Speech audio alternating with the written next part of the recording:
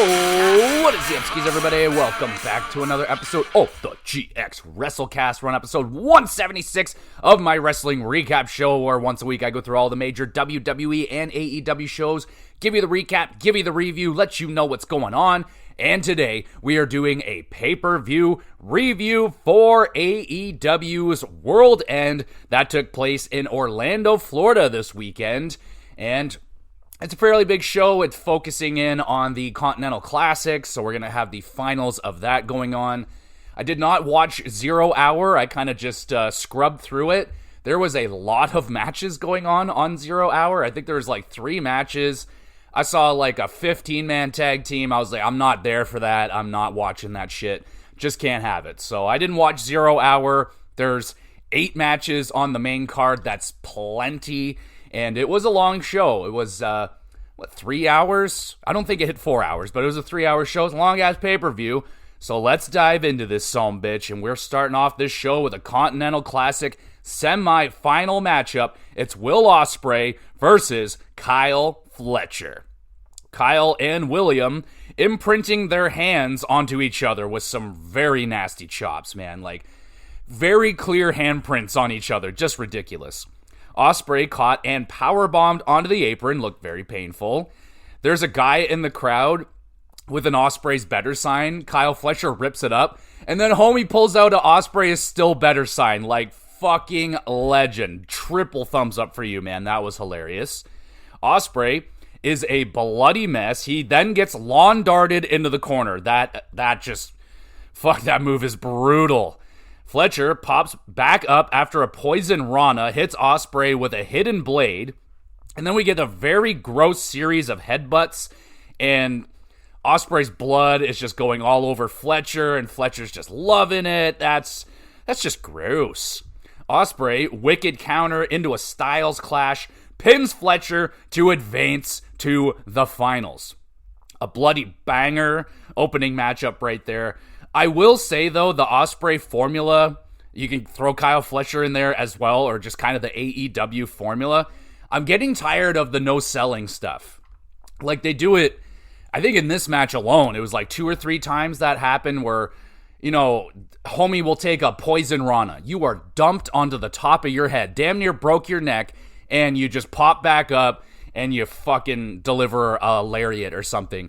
That shit is awesome. Like, you pull that out once in a blue moon on a pay-per-view, but with Fletcher and Ospreay, it's every single match, and it just waters down everything that they're doing. So I would really like them to just rein back on that a little bit. I'm fine with you doing it once in a while, but it is literally multiple times every single Ospreay match, and it's just like, I don't like when they do that, man. Like, it doesn't, I don't like that. See, that's the difference between like an Okada and an Ospreay. Okada can make a suplex look devastating, but with Ospreay, he's got to do like a poison Rana, a fucking hidden blade, a Storm Zero, and then 7 DDTs, and maybe that'll be effective enough. Or he just might pop back up. I don't know. But that is getting tired with me. Like, they got to stop doing it every single match. But regardless, these two have ridiculously amazing chemistry together in the ring. The counters were out of control. The stiffness, oh my goodness. The blood all over the place. Hell yeah, this was an awesome match. 8.5 at 10. Taking some points off for the non-selling stuff. But regardless, still an awesome match. We move on to the next Continental Classic semi-final match. It is Ricochet going up against Okada. Okada is caught with a drop kick. He answers with a mean boot. And the selling from Ricochet, man. Awesome. Just friggin' awesome. Okada smacking Ricochet's bald head. That brings the crowd to its feet. And the crowd being very mean. Chanting bald at him and they're doing some really good chants. Well done from the crowd. Ricochet counters a tombstone with a very nasty vertigo driver. Dumping Okada on his head. How you doing? Ricochet hits a perfect shooting star. Okada kicks out. The Rainmaker connects, and wins, advancing to the finals versus Ospreay. Oh baby, that's going to be amazing. Good match right there. Ricochet selling his soul, like, on everything. Every punch, every kick this guy takes, he's just selling his soul. fucking awesome. Thumbs up for Ricochet and his selling. Okada, enjoyable, methodical style. And like I said, he knows when to pull out the big moves. Like, again, he can bring the crowd to its feet with a suplex. Like, there's something that Okada is able to do. He gets the crowd in the palm of his hands with not a lot. Like, he's just so freaking good at what he does, man. I don't know exactly what that is necessarily, but good match right there. 7 out of 10. Then we get Swerve Strickland. He makes good on his promise to embarrass Ricochet after he fails to win the tournament. Nana gives everybody in the front row rolls of toilet paper. Oh, yeah. Swerve then instructs everybody to throw the toilet paper at Ricochet, who is not happy. Swerve wishes Trevor a happy new year. Ricochet's name is Trevor. That's funny, but yeah, the toilet paper, fucking good shit right there. So Swerve and Ricochet, they're gonna get into it, I imagine, in a very short-lived program, I imagine, as is AEW style. We move on. It is Ospreay, just drenched in his own blood, gets interviewed about the finals. Ospreay says, "Let's fucking go," and he gets himself very, very fired up. But he looks bad, man. He got roughed up real bad in that Kyle Fletcher match. And now we move to the Tijuana Street Fight for the AEW Women's Championship. It is Mariah May defending against Thunder Rosa. Rosa breaks open the piñata. It is filled with thumbtacks. That was an awesome image right there. That was a perfect crack open of the piñata, and oh yeah, that was awesome.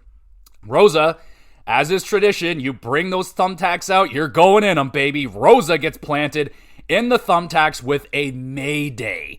That was nasty, bro. She got all of that, too. She went right into the pile of thumbtacks. Very painful looking, so thumbs up. We get Thunder using her own father's cane to beat up Mariah May. Mariah May, throughout the match, was going over to Thunder's dad, who is, elderly, and she's being very rude to him. She took his cane and teasing him about being old and stuff like that, so Thunder getting her revenge. Thunder choking out May with a steel chain. Randomly, like, she had the match won. Like, all you had to do was keep choking her, but then she randomly stops. May uses pocket sand to escape, nails a nasty Mayday through a table, pins Thunder, and retains. That table had a little bit of give right there. It was a pretty nasty bump, but they got it done. Hopefully everyone's okay. Banger of a street fight, though, right there. Mariah May, again, man, she just goes all out with the brutality. Like, she doesn't care. She'll take the bump. She'll go into the thumbtacks if she wants to. She'll do the barbed wire. There was a small barbed wire spot in here, and it wasn't very good. Mariah wrapped the barbed wire around her knee. She goes for a knee strike. She misses it. She crashes into the steel steps. But regardless, Mariah May is not shy to take some nasty bumps. She's not shy to get hardcore whatsoever. And yeah, awesome performance from her. And Thunder Rosa also taking, the thumbtacks. Great performance out of her.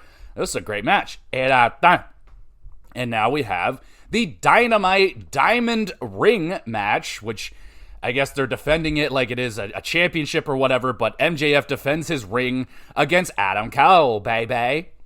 Cole is a bloody mess after he gets tripped into the steel steps, so he got some blood. Max targets Cole's bad leg. Cole busts open Max with some punches, so now everyone's bleeding. Cole nails the Panama Sunrise and lowers the boom. Somehow MJF kicks out, and MJF really starting to master that near fall, that Kurt Angle style. See, people have a really bad tendency nowadays to stare up at the referee when they are getting pinned, and they're going to kick out because they're watching the hand, so it's coming. MJF is one of the few that won't look. He has his eyes closed, and he just reacts off of instinct, and he is fantastic at it, so great kick out.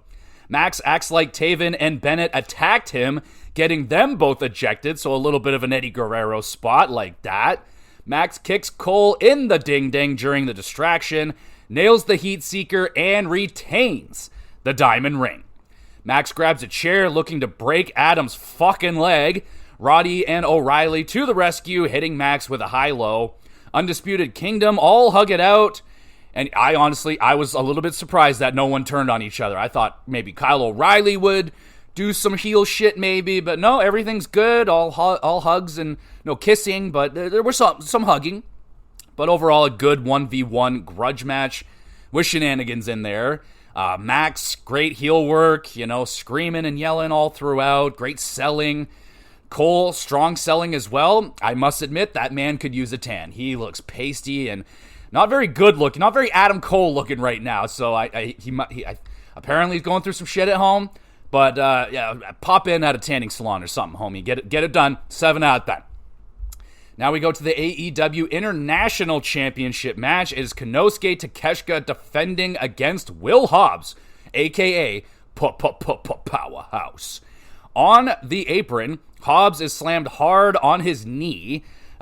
Interesting. Takeshita hits an impressive driver. Hobbs kicks out of that.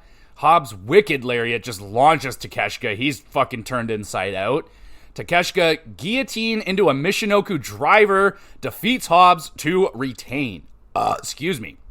Very good one-on match right there with virtually no build. Like, there's a little bit of trash talking leading up to this one, but not much.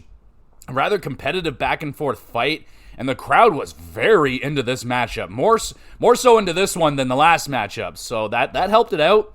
Stiff strikes and big, powerful slams. Really enjoyable matchup. I think Takeshita and Hobbs worked together quite well in this matchup. It was really enjoyable. 7.5 out of 10. Now we go to the TBS Championship match. It is Mercedes Moné defending against Chris Statlander. Will Statlander be able to get it done this time? Chris just woman-handling Moné, throwing her all over the ring with ease. Moné multiple suplexing amigos. This excites the crowd. I think we got like 5 of those. Chris, nice counter into the package pile driver. Moné hits the moneymaker on the outside.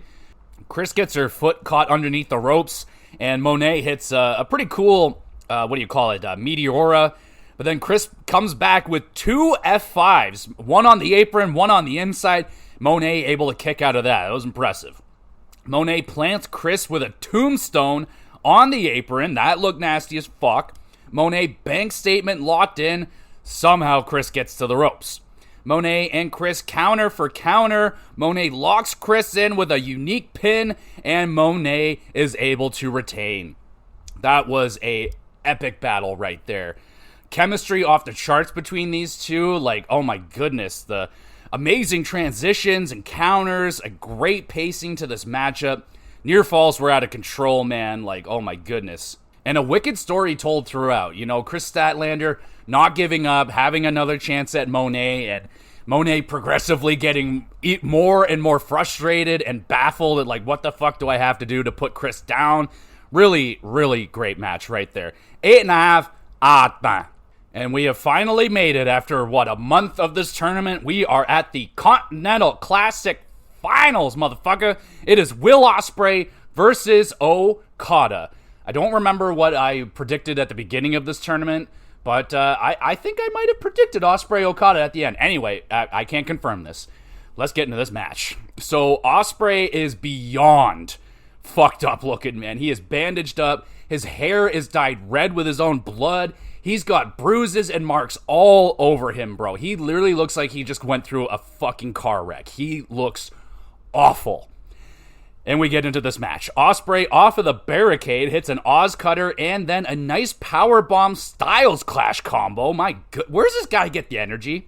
Okada tilt-a-whirl slam wrecks Ospreay with a Rainmaker. Ospreay kicks out. Ospreay bloody again. The cut opened up again. Wicked Spanish fly counter out of a Rainmaker. That was so smooth, so good. Ospreay Rainmaker Stormbreaker combo. Okada kicks out of that. The crowd is in a frenzy at this point. Okada and Ospreay, an incredible counter for counter sequence, ends with a vicious Rainmaker, and Okada pins and wins the Continental Tournament and retains his championship at the same time. So, okay. But that ending sequence of counters, double thumbs up. That was fucking sensational. So fast, so smooth, just wow. Outstanding performance from Ospreay, selling off the charts. I mean, he's selling, he's barely conscious at points. He's just, he's been through a war already. he's in the middle of another war, and his selling was just fantastic. So great job right there. Okada, excellent stiff striking, man. This guy might have some of the best strikes in the business. Looks so devastating. You combine that with the Ospreay's incredible selling. Oh my goodness. Outstanding counters all throughout this matchup, man. Like, so fast and smooth, just ridiculous. And out of nowhere, man, like that Spanish fly counter, that I was just like, wow, that was so fast. Amazing finals match right there. I'll hit that with a 9 out of 10. Excellent. And we're not finished. So Christopher Daniels comes out. He congratulates Okada and then announces he is no longer EVP, but this man is. Out comes Kenny Omega. Oh, fuck yes. It even took me a second to figure out what music was playing. I couldn't hear it very well, but then when he came out, my stomach dropped, man. I got chills thinking about it right now. Crowd going absolutely banana for Kenny. Omega presents Okada with the Continental Championship. Little handshake, little tense stare-off, and this just leads me to numerous questions. Is Kenny Omega going to wrestle again? Is he purely EVP now? Is he purely a managerial, what do you call it? What the fuck do you call it? I don't know, whatever the fuck. He's in charge now. Like, is he that? Like, what's the future for Kenny Omega? Are we going to see an Okada versus Omega in AEW? We need this. And what about Okada Ospreay? What about Okada everything, man? Not Okada Omega. Like, I needs to know. Hopefully we'll find out very soon what's going on with Omega. I know there's a lot of shit going on behind the scenes with Omega's health, and apparently he can wrestle, but AEW's not letting him. I don't know. So I'm very curious as to what Kenny Omega's future is going to be in AEW. I can't wait, man. I hope we get some more matches with Kenny Omega. But this is awesome to see him back on TV, looking good. He was dressed up real nice, hair nice and fluffy. Fuck yeah, dude. Can't wait to see what's going on with Kenny Omega. But so good to see him back. So thumbs up for that. Now we get to the main event. Fatal 4-way match for the AEW World Championship, which means Jon Moxley will have his Death Riders, and he most certainly does. So it is Jon Moxley defending against Jay White, Orange Cassidy, and Hangman Adam Page. So, as expected, right away, Moxley gets triple teamed. Death Riders try to help out Moxley. Brawling all throughout the crowd ensues. Can't really get a gauge on what everyone's doing. Some punching and whatever's going on. Security ends up removing the Death Riders for a moment anyway. Moxley then gets triple powerbomb through the announce table. And that looked hella painful, and it must have been, because when Moxley gets up, the back of his head is just covered in blood, and it's all down his back, man. So, he cracked the back of his head open somehow. We got Christian is in the nosebleeds watching with his briefcase. That leads to nothing. Moxley back in the fight, and like I said, his head is just a bloody mess. He looks fucked up. Probably has a concussion, wouldn't be shocked. Orange Punch connects on Moxley, but the referee gets taken out by Hangman. Jay White goes on a Blade Runner spree. He's hitting everyone with Blade Runners. Hits Moxley. Yuta comes in. He takes out the backup referee. So that referee's out now. Shafir comes in. She takes a Blade Runner from Jay. That was pretty dope. Moxley, Death Rider to Jay White, pins and retains. Just like that. Not gonna lie, not feeling this match at all, man. Orange Cassidy was like lost in the shuffle. I barely fucking noticed the guy in this match. He was just kind of standing there, I feel like, at times. Death Riders beyond annoying interference, especially Yuta and Claudio. Like, they ruined the match. They every time Moxley got pinned, they came in and broke it up, beat up the referee, did whatever they had to do. Extremely annoying. I couldn't get into that. No good match flow whatsoever. Like, they're going out into the crowd, cameras all over the place. You can't get a gauge on what the fuck is going on. There was no flow to this match. Like, the best sequence was probably Jay White going on a Blade Runner spree. That was the only thing that felt like it had some flow to it. Everything else felt like messiness. Now, something could have happened with Moxley. He could have really fucked himself up on that table spot, and maybe they had to call an audible. I have no idea, but this match was not it, man. It was not it. Super flat finish as well. Like, Just bam. Yeah, he's pinned. He's done. That's it. We're over. 5.5 out of 10. I don't know. I don't know how to score this one. It was a very underwhelming and left a very bad taste in my mouth. But we're not done yet. We get FTR. Well, obviously, Death Riders are doing their thing. They're attacking, being dicks. FTR arrive, and then the lights go out, and on the screen it says rated FTR. So Edge comes back. Edge is back, looking good. I refuse to call him Adam Copeland. It's just ridiculous. The Death Riders get taken out by FTR. Edge spears and chokes Moxley with the steel bar. Riders save Moxley as usual. Edge then calls Moxley a kid and then says the Death Riders are mine. So, yeah, welcome back Edge. Moxley versus Edge, inevitably for the AEW Championship. Should be fun. I don't know, man. I was talking to my wife about this earlier today, and I'm not feeling this Edge run in AEW so far. I think, honestly, it might end up being it's been a huge mistake so far. They have time to redeem it. If they can get the Christian thing right, if they can get an Edge and Christian, whatever they want to do, rather they reunite or they get into another feud or something like that. But so far, Edge's run in AEW has not been as awesome as I was hoping for. And another thing I'm really noticing is now that he doesn't have a script, or he's not being, directed as to what to say like he was in WWE. And now in AEW, he's just kind of going off the cuff, not really. He's just kind of winging it, and it's not working for me, man. Even the message that he had here for Moxley, you're a kid, and it didn't come off like he really knew what he wanted to say. He kind of just blurted out some shit and then kind of had to recover. Yeah, I did call you a kid. I got you. I don't know, man. I don't know. Maybe he does need a little bit more direction. It just wasn't coming off great, man. I don't know. I'm not all that excited about it. This Death Riders thing, I'm not really all that into it. It's their big storyline right now, and it's really annoying. It's a storyline we've seen dozens of times before, and just Death Riders, all they do is interference and bullshit, and Moxley goes on a 20-minute rant about who knows what the hell he's ever talking about. So I don't know, man. I'm not feeling this main storyline situation they got going on with AEW. We'll see if Edge and FTR can help. What's their involvement now? Is Orange just, you're done? You had your chance and you're done now? Edge is back and he's going to take over, or is he going to work with them? What about the Jay White Hangman thing? Are we still working with that? I have no idea, man. This is a fucking mess. Real mess right here, this storyline. We'll see what happens. If Orange is still involved with this, or they're just going to push him off to the side, and I have no idea, man. I have no idea, but overall, I think it was a great show, tainted with a very lame main event, very flat finish, but Omega and Edge returning is awesome, but Omega's wrestling career is still very unclear to me. I have no idea what his role in AEW will be in the future outside of this EVP role, but lots of bangers on the card.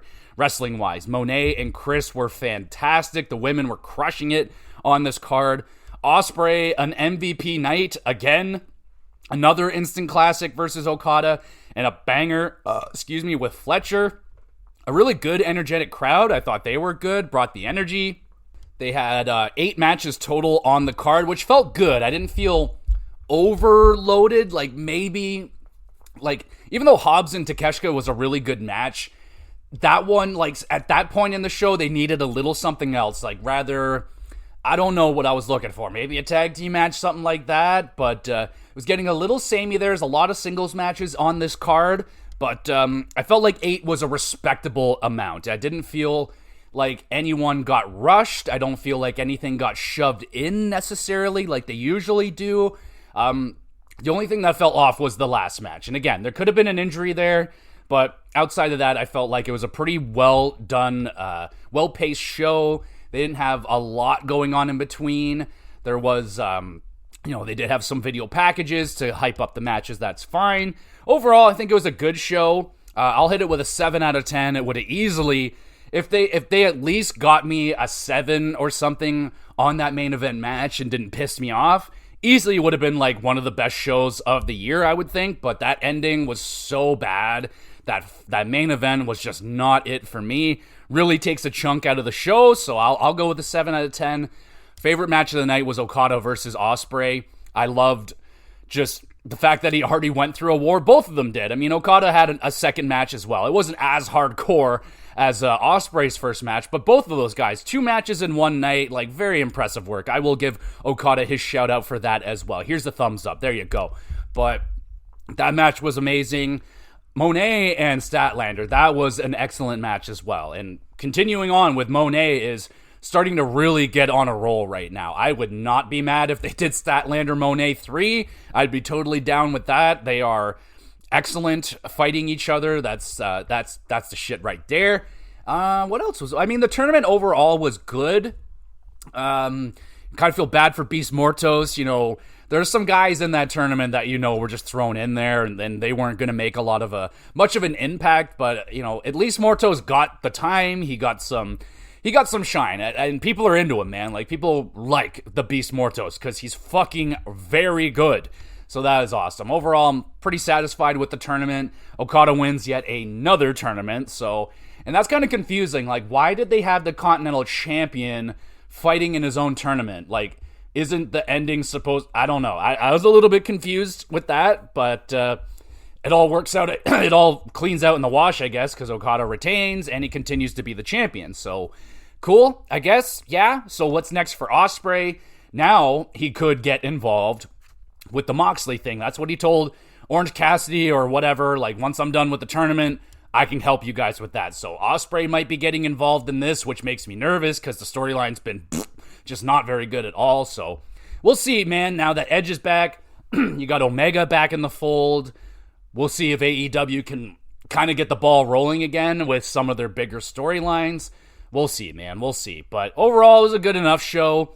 I enjoyed it. Let me know what your favorite matches were. Obviously, my least favorite match was the main event. Just did not like that whatsoever. I immediately, once they made it a fatal 4-way, I knew it wasn't going to be very good, and it was going to be shenanigan-filled, and that's exactly what we got, but there you go. So, good show. Not great, but good. And there we go, everybody. Thank you so much for listening. Make sure you go and check out the Xyz Award Show episode that I put up. It's my award show where I go through my retrospective of the whole entire year, going through all the video games and the movies and TV shows that I thought were the best, and we talk about them and give out some awards. It's a lot of fun. It's like 13 or 14 awards given out on the show, and it's a big one, man. That's the season 3 finale, so we're on to season 4 now of the show. I can't believe it, but thank you, everybody. Whoever's been here, hopefully you're real. Like, I know I was getting a lot of bot listenings, but hey, whatever, man. Robots need entertainment too. But regardless, if you're not a robot, thank you so much for listening. You the best. You want to be even more the best, make sure you're reviewing the podcast, share it around with a few thousand of your friends, and all that great stuff. And we will be back with some more GXwrestleCast.